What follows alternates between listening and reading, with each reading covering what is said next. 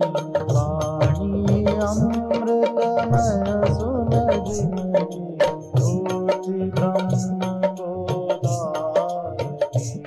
मिलगी ज्योति ब्रह्म बोध। श्री राम जय राम।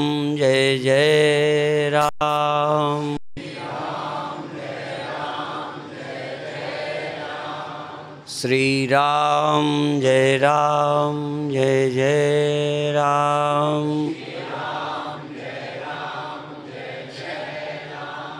श्री राम जय राम।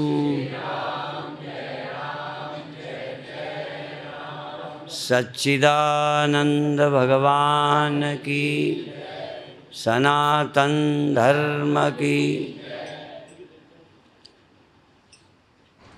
हमें जीते जी तो बहुत दुख हैं ही, पर अंत का भी दुख कहीं न कहीं कचोटता रहता है। जीवन में प्रतिदिन भी लाभ हानि, मान अपमान, प्रेम बैर, कुछ न कुछ मन में उठता रहता है, जिससे हम पीड़ित रहते हैं।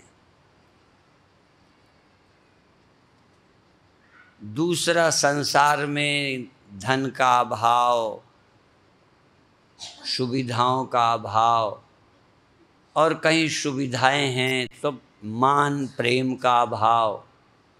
कहीं मान प्रेम भी मिलता है तो प्रतिदिन परस्पर व्यवहार की कमियां सताती रहती हैं। बहुत लोग मुक्ति का सुख जाने या न जाने, बहुत लोगों को बंधन क्या है इस पर विचार करने का समय नहीं मिला, जिस बंधन से मुक्त होना है। लेकिन रोज़मर्रा की ज़िंदगी में भी हमें सैकड़ों दुख आते रहते हैं, जो झेलते हैं। झेलने का जैसे बिगड़ी गाड़ी को झेलना पड़े, जिसमें हमें बैठकर जाना चाहिए वो गाड़ी होती, जिसमें हम आराम से चलें वो हमें ले जाए, और जिसको ले जाने के लिए हमें मेहनत करनी पड़े, हमें क्या ले जाएगी, उसे बोलते हैं झेलना। कभी गाड़ी, कार, बैलगाड़ी, कोई चीज़ बिगड़ जाती है तो झेलते हैं ना, ढकेलते हैं। तो बहुत बार अपनी ज़िंदगी भी हमें कोई अच्छी तरह ले नहीं जा रही है, हमारे लिए समस्या बन जाती है। इसलिए कई लोग कहते हैं भगवान ने हमें जन्म क्यों दिया। जन्म न देते तो ठीक है, अब जन्म हो गया है तो करोगे क्या। जन्म लेकर बुढ़ापे से बचें, जन्म लेके मौत से बचें, जन्म लेकर इस समस्या से, गरीबी से बचें, मान अपमान से बचें। ऐसा लगता है जैसे हमारे बस में ही नहीं है। जन्म ले लिया तो जवानी आ जाएगी। अब जवानी आ गई, शादी ब्याह हो जाए तो ठीक है, नहीं तो वो एक समस्या। विशेष करके लड़कियों की ना हो तो माता पिता को ज़्यादा ही चिंता है। वैसे आगे चलकर ये मिट जाएगी, इसलिए मिट जाएगी कि लड़कियां आपे कर लिया करेंगी। हम धीरे धीरे विदेशी रास्ते पर चल रहे हैं। विदेश के लोगों को अपने लड़की की शादी की चिंता नहीं होती। वहाँ तो शादियां ही बंद हो गई। जैसे जानवर रहते हैं ना, कोई जानवर शादी करता, सुख नेचुरल है, लेते हैं, संतान हो जाती है, बच्चों को मादा पाल लेती है। वहाँ ज़्यादा व्यवस्था नहीं है। लगभग सभ्यता जब बहुत बढ़ते बढ़ते बढ़ते लोग फिर वहीं आ रहे हैं। खैर, हम लोगों को बेटों की बेटियों की पढ़ाई की लिखाई की नौकरी की चिंता ही चिंता है। शायद चिंता मुक्त कोई ही हो। बल्कि हम जब छोटे थे, गांव में थे, तो लगता था कोई दुख नहीं है। थोड़ा थोड़ा कोई गरीब दिखते थे और दुखी हमको जानवर दिखते थे, आदमी दुखी नहीं दिखते थे। बैल को जबरदस्ती चला रहे, भैंस को मार कर दूध निकाल रहे, मछली पकड़ करके मार रहे, कुत्ते को खूब मारा, वो अंदर आ गया खाने के लिए, भूखा बेचारा, मार पड़ी। आदमी तो दुख देता नजर आता था जीव जंतुओं को, आदमी कम दुखी नजर आता था। आज आदमी समझदार हो गया, बहुत दुख हो गए। ना समझी के कुछ अलग दुख हैं, समझ के कुछ अलग दुख हैं। हमने ये भी देखा, जो नौकर चाकर होते थे उनको कम दुख होते थे, उनको जैसे अभ्यास ही था। जैसे पहले सबको राजा नहीं बनना होता था, तो न राजा बनने की इच्छा थी, न राजा और राजा न बन पाने का कोई शायद दुख भी नहीं था, तो सोचे ही नहीं कभी। अब प्रजातंत्र में एक नई समस्या भी पैदा हो गई, हमको भी टिकट मिले, टिकट न मिले तो दुख होता है, हार जाएं तो दुख होता है। अभी भी भारत में ऐसे हजारों लोग होंगे जो उम्मीदवार न बने हैं, न बनने की सोचते हैं। ये नहीं, इधर सोचे ही नहीं आता। ख्याल तो देख देख के आता है ना, कि ये बन गया, इसको टिकट मिला, तो शायद लगता है मेरा भी नंबर। वो धीरे धीरे आने लगा। अभी पहले बहुत कम उम्मीदवार भारत में होते थे, अब उम्मीदवार बहुत हैं। मैं नहीं कहता, उम्मीदवार बहुत हैं, टिकट सबको नहीं मिलती। अब जब इच्छा अंदर आ जाएगी तो पूरी ना होने पे दुख होगा। इच्छा जब तक नहीं, कोई दुख नहीं। किसी जानवर को देखो, जानवर सुखी हैं ये मैं नहीं कहता, पर जानवर को किसी इलेक्शन में टिकट न मिलने का दुख है? क्यों नहीं है? जीवित तो हैं। ख्याल ही नहीं, उनके ख्याल में ही नहीं है कि ये भी हमें मिल सकती है, या कोई सोचा ही हो कभी।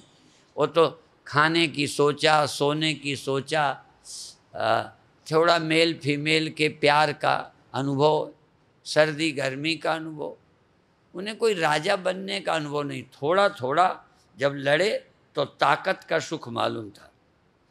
जो ताकतवर होता है, कमजोर होने वाला दुखी होता होगा कि ये तगड़ा है, मुझे सता रहा है। कई दुख जानवर को नहीं है जो आदमी को हैं। और राज्य तंत्र में, वो क्या बोलेंगे, हमको शब्द भी याद नहीं, प्रजातंत्र का और दूसरा क्या होता है जो बिना राज्य तंत्र।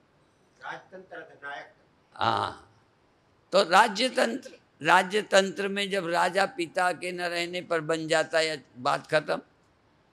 चुनाव भी होता था, उन्हीं के घर के लोगों का हो जाता था, बाकी सोचते ही नहीं थे, तो दुख भी नहीं था। सवाल दुख तो सोच से आता है।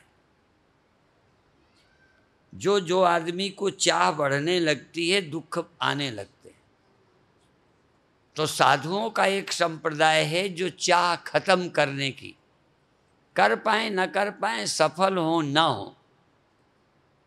प्रजातंत्र में भी बहुत साधु महात्मा हैं जो नहीं सोचते कोई कि हम कहीं इलेक्शन लड़ें।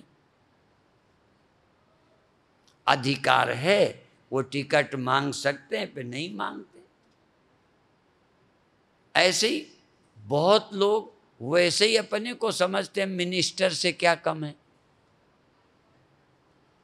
जो सांसद विधायक बन करके पाते होंगे कई ऐसे ही ठीक है। सोच, हमारा मतलब दुख क्या है? क्या हम कामना बढ़ाकर दुखों का अंत कर सकते हैं? सीधा सीधा तुलसी के शब्दों में, यूँ तो भारत का हर ऋषि यही बोलता है। तुलसी कहते हैं बुझे की काम अगिन, तुलसी कहूँ विषय वासना घीते। मन पछतई है अवसर बीते। आए मन, समय निकल जाएगा, पछताएगा। कामना की आग बुझाने में लगा रहेगा। कामना की आग, कामना लोगों को आग नहीं लगती।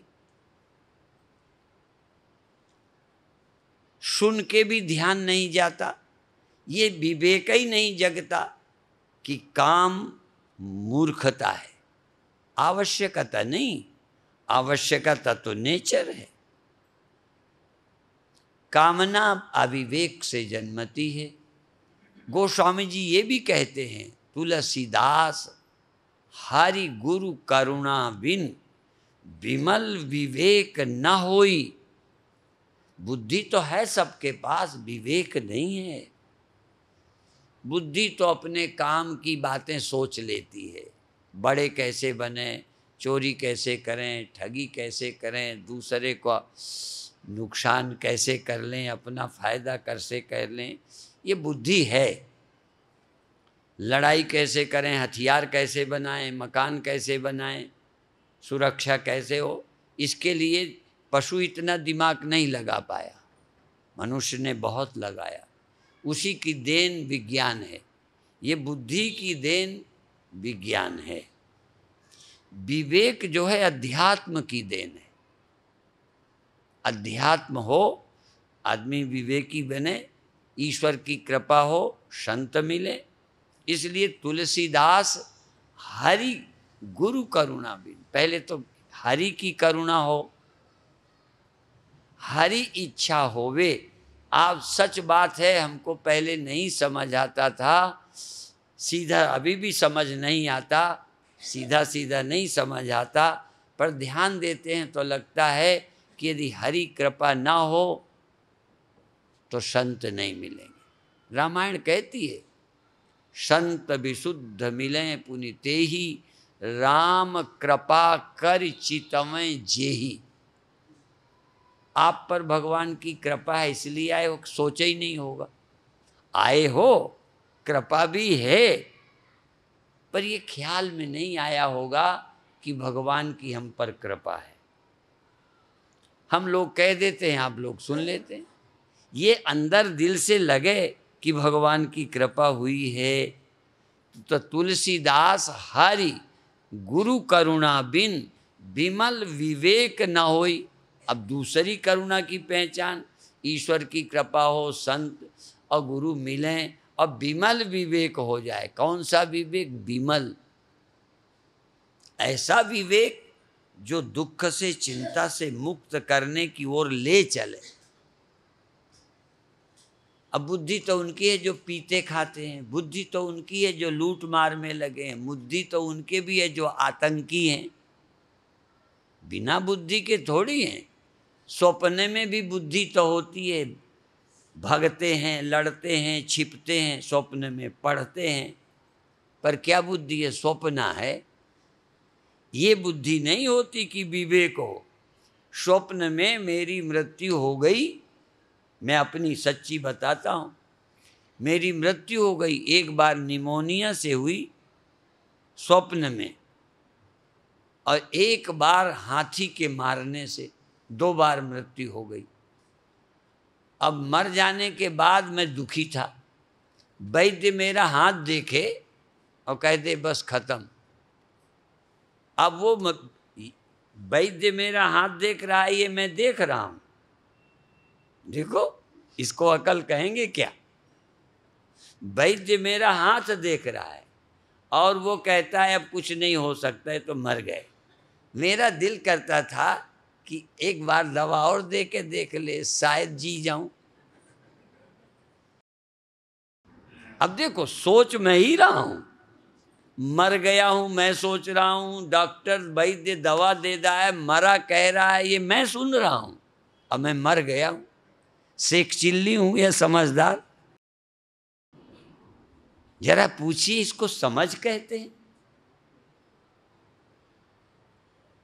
इतना अकल नहीं है, अकल वाला बहुत, सोचता खूब हूं, दवा दे दे, लेकिन मरा हुआ हूं, मर गया हूं, दुखी हूं, पर इतना नहीं विवेक है कि जिंदा ना होता तो मरा कैसे सोचता।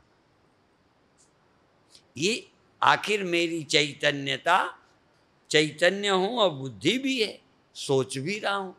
यदि गहरी नींद में होता तो मरा भी ना सोच पाता। देखो, यदि होश में ना होता तो मरा नहीं होता। बिना होश के कोई मरा हो सोच के दिखा दे। गहरी नींद में आज तक मरे कभी? जब मरे स्वप्नों में, जब दुखी हुए स्वप्नों में, जब ख्याल होंगे। गहरी नींद में तो सोच भी नहीं सकते। तो बिना चेतनता के, बिना बुद्धि के मर नहीं सकते। तो चेतनता और बुद्धि के रहते मरें कैसे?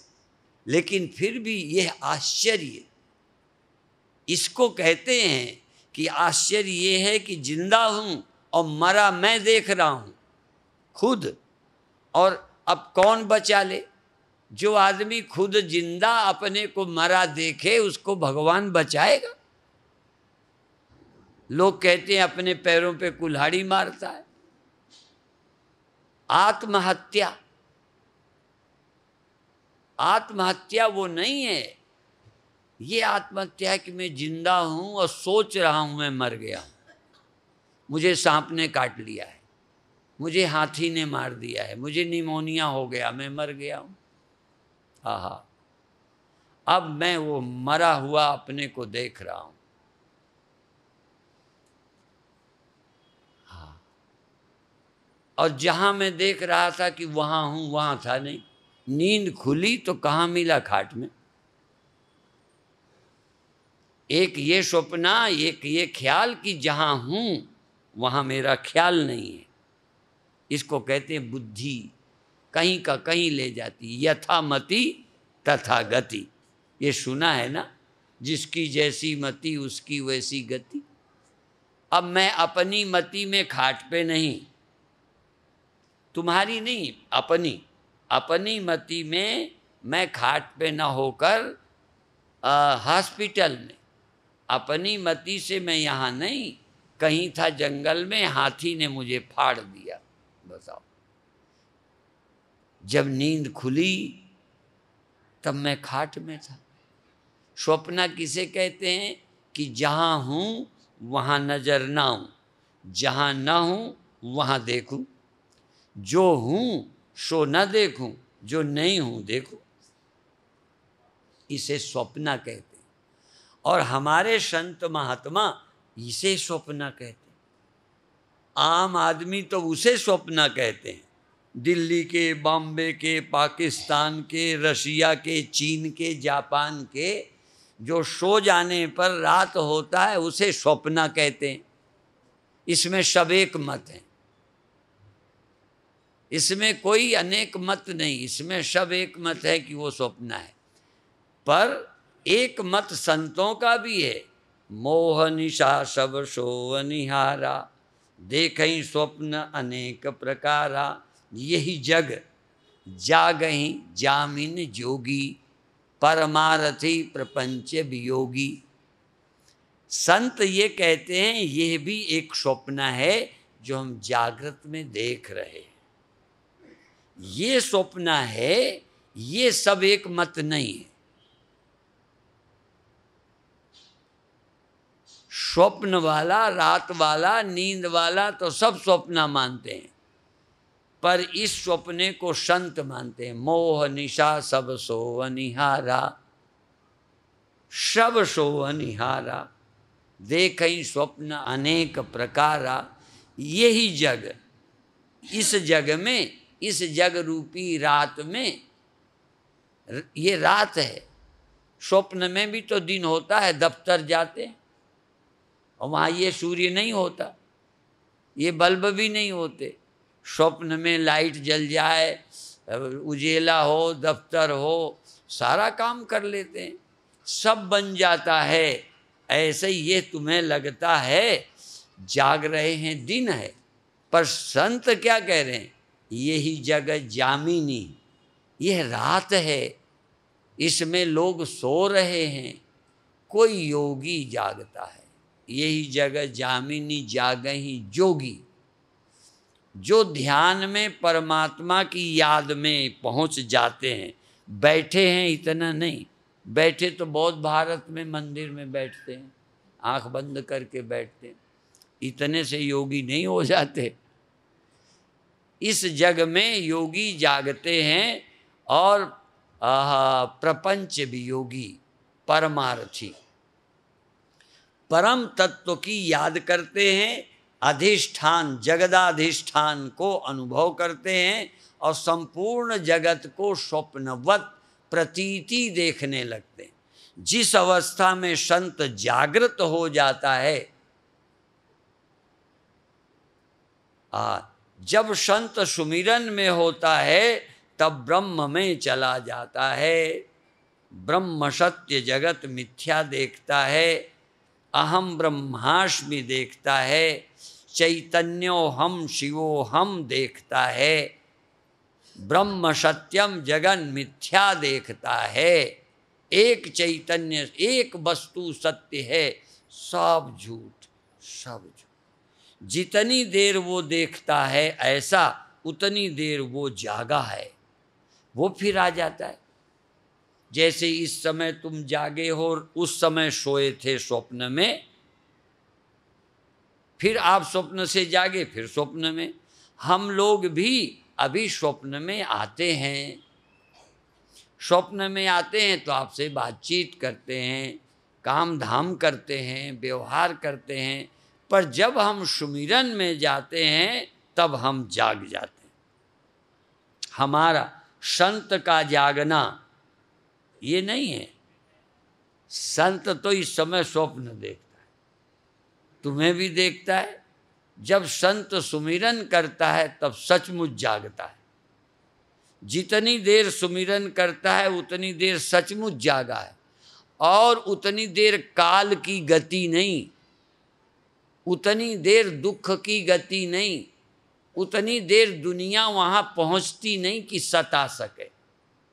जैसे जागे के पास स्वप्ने नहीं जाते, यह जाता है, स्वप्न नहीं आता, बल्कि स्वप्न के सुख दुख जागने से चले जाते हैं कि आते हैं।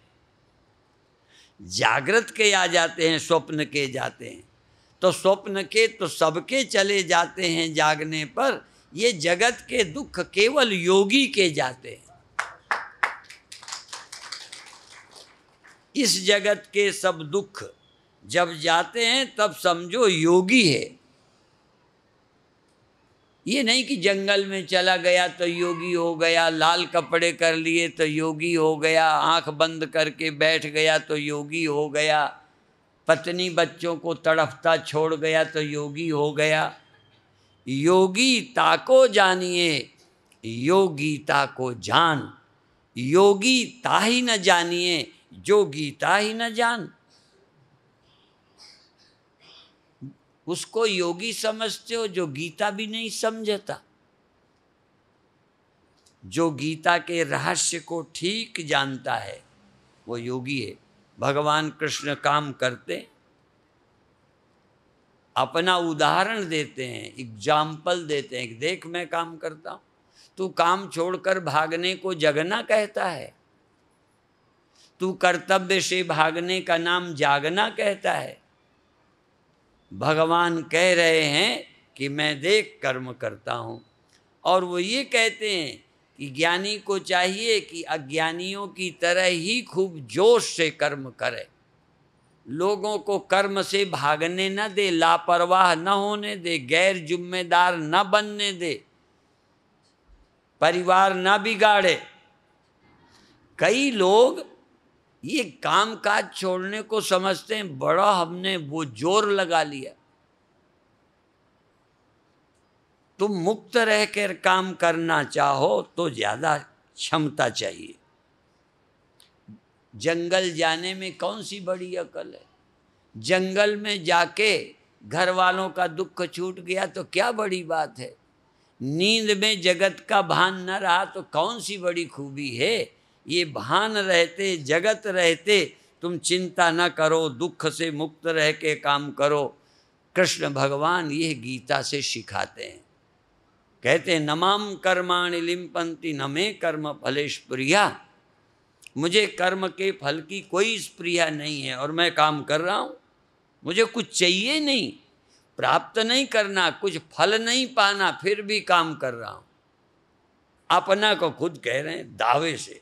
ऐसा आदमी जो किसी और का उदाहरण जैसे हम भगवान का दे रहे हैं, नहीं, कोई उनका देता है वो बहुत अच्छे हैं, कोई ऐसा उदाहरण देने वाला खुद का उदाहरण दे रहा है, वो है कृष्ण। देख लो, आजमा लो। कोई कहे उनको दुख नहीं होता जो मर गए हैं, उनको कहा वो बड़े मुक्त थे। अब कोई सबूत नहीं। एक जालंधर में एक व्यक्ति मिले, इस समय नाम नहीं लूंगा चूंकि व्यक्तिगत अपमान। कहने लगे एक मेरी पुस्तक छपेगी जब मेरी डेथ हो जाएगी, पहले नहीं छापूंगा। क्या बात थी वो भी नहीं मालूम मुझे, बस इतनी बात याद है। अरे भाई वो दुखी नहीं थे, राम दुखी नहीं थे, कृष्ण दुखी नहीं थे, ये उदाहरण देते। कृष्ण भगवान उस समय अपने को प्रस्तुत करते हैं अर्जुन को कि देख मुझे कोई फल नहीं चाहिए, मुझे कोई स्वार्थ नहीं है। ऐसे ही आप जरा अपने अंदर टटोलो, क्या कह सकते हो मुझे दुनिया से कुछ चाहिए नहीं।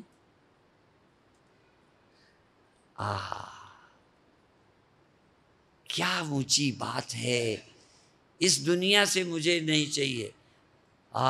मैं कुछ यहाँ लेने नहीं आया हूँ, बांटने आया हूँ। भगवान कहते हैं मैं अवतार हूँ, मैं देने आया हूँ, लेने नहीं आया। मैं दया करने, करुणा करने आया हूँ, मुझे चाहिए कुछ नहीं। मनुष्य को जो चाहिए वो दे रहा हूँ। और सबसे ज़रूरत है समझ, जो भगवान दे रहे हैं अर्जुन को। युद्ध तो अर्जुन बिना समझ के करता। जैसे कोई इलेक्शन लड़ने वालों को पहले योगी बनाए, ज्ञानी बनाए, योग्य बनाए, फिर कहे अब तुम देश के लिए काम करो। जब तू निष्काम हो जाए, निर्द्वंद हो जाए, अचाह हो जाए, जब भूख न रहे तो भूखा भेड़िया न रहे, लुटेरा न रहे, तब काम कर।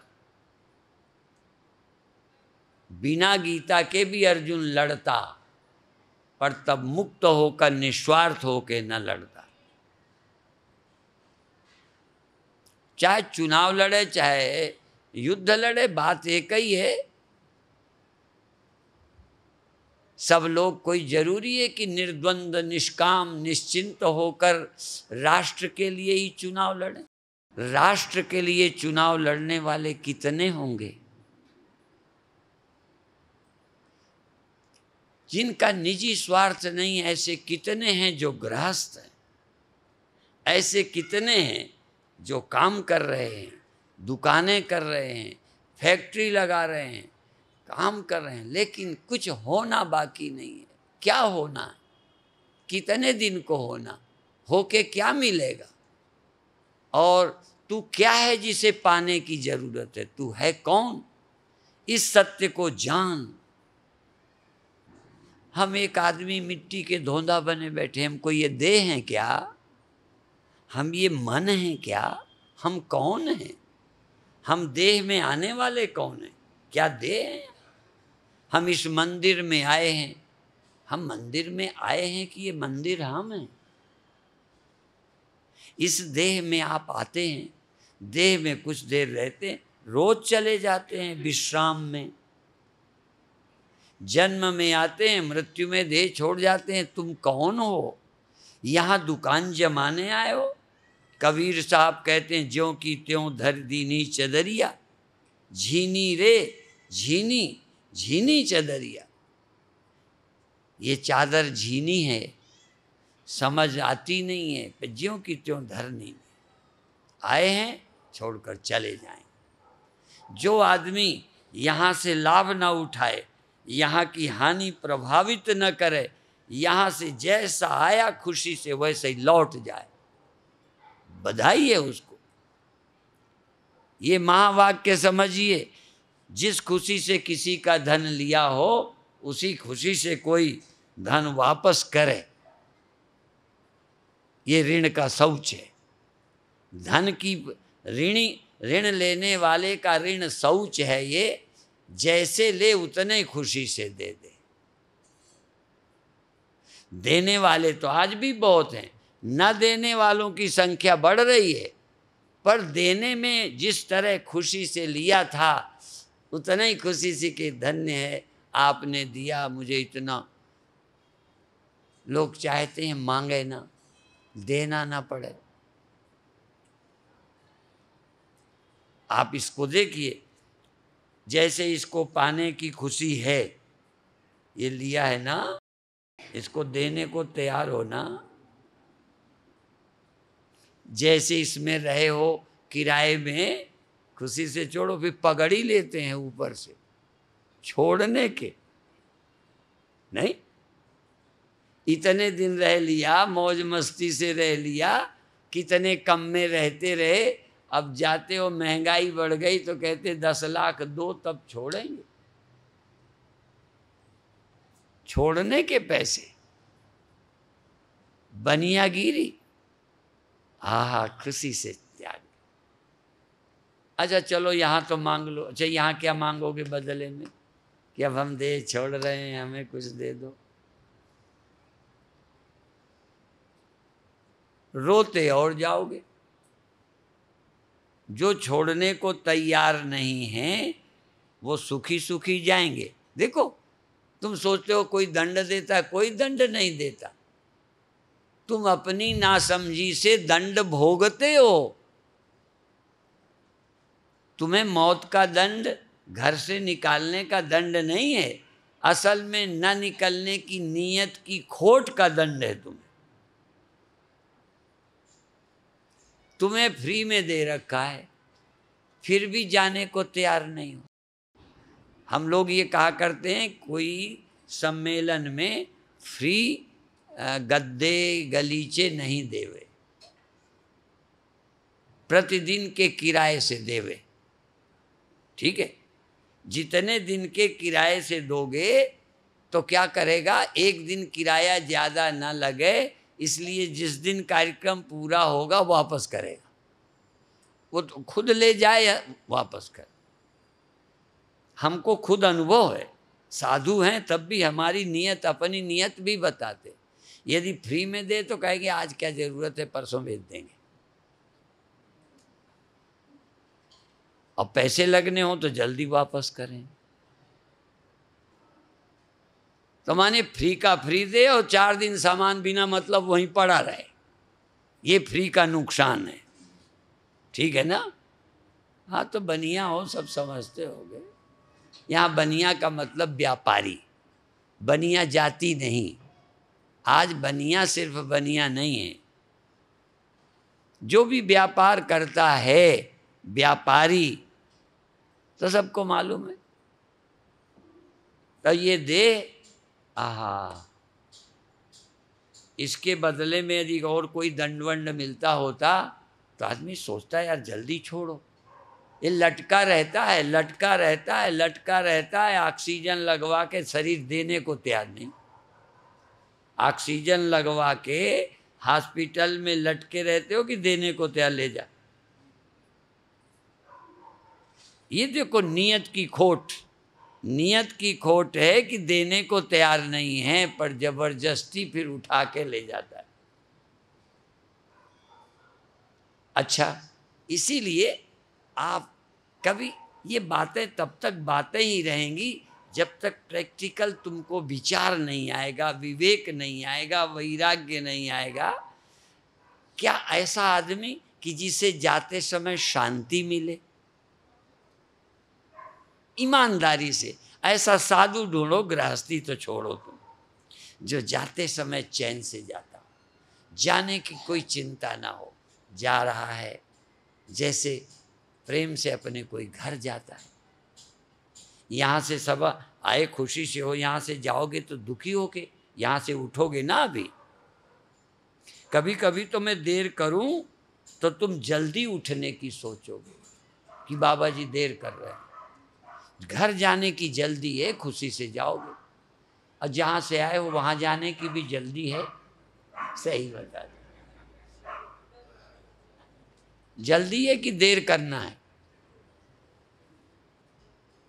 यहाँ हम देर करें तो नाराज होगे, और वहाँ परमात्मा जल्दी करे तो नाराज होते हो गया टाइम, चलो अब। कहते नहीं अभी और कहाँ आया, और अभी और घर में मजा ना आता हो तब भी जाने को तैयार नहीं। बूढ़ा तैयार नहीं, कड़िल रहा है, मर रहा है, ऑक्सीजन लगवा रहा है, फिर भी क्या है? इसको कहते हैं मोह, इसको कहते हैं अविवेक, इसको कहते हैं बुद्धिहीनता। अब तुम कहोगे ये बड़े बड़े नेता और ये तुम बड़े लोग हो ना, बुद्धिमान हो क्या? मेरी समझ में बुद्धिमान वो है जो जैसे आया है जाने के लिए बिल्कुल तैयार है, निस्वार्थ होके, मुक्त होके, शहंशाह की तरह यहाँ रहता है, दीनहीन दरिद्र होके नहीं रहता। वो है समझदार।